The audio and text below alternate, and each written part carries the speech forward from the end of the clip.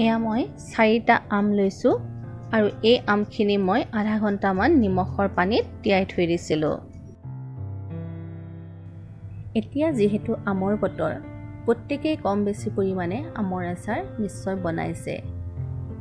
আজি মইনো কেনেদৰে আমৰ আচাৰ বনালোঁ আপোনালোকক তাকে দেখুৱাবলৈ লৈছোঁ। আমখিনি মই এনেদৰে সৰু সৰু টুকুৰা কৰি কাটি লৈছোঁ আৰু আধা ঘণ্টাৰ কাৰণে মই আমখিনি ৰ'দত দি আমৰ পানীখিনি অলপ শুকুৱাই লৈছোঁ।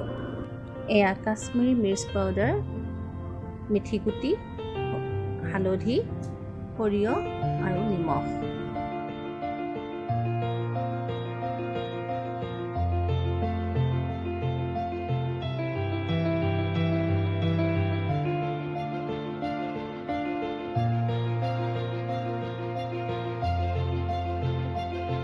এয়া সৰিয়হখিনি ল' ফ্লেমত দি অলপমান গৰম কৰি লৈছোঁ।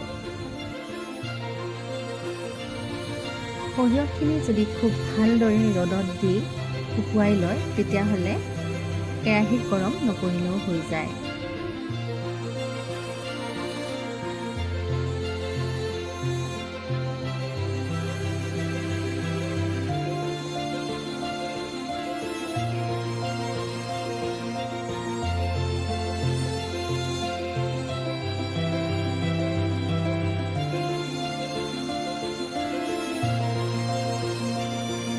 আৰু এয়া মিঠি গুটিখিনিও ফ্ৰাই কৰি লৈছোঁ আৰু এই মিঠি গুটিখিনি অলপ ব্ৰাউন হোৱালৈকে ফ্ৰাই কৰিব লাগিব।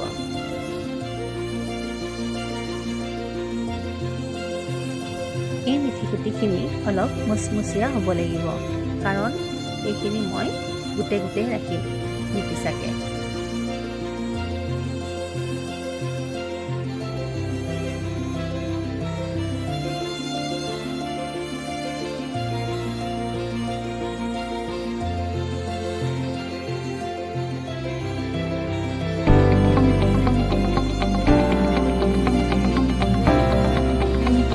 সৰিয়হখিনি এনেদৰে মই পিচি লৈছোঁ আৰু মিঠি গুটিখিনি মই গোটে গোটে ৰাখি থৈছোঁ।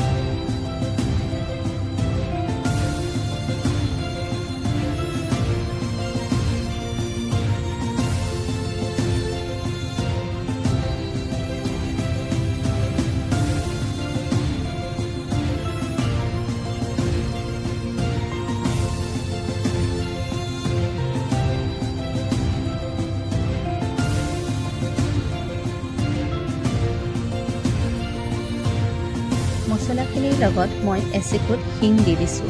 আপোনালোকে দিবও পাৰে আৰু নিদিলেও কোনো কথা নাই, দিলে খুব ভাল লাগে খাবলৈ।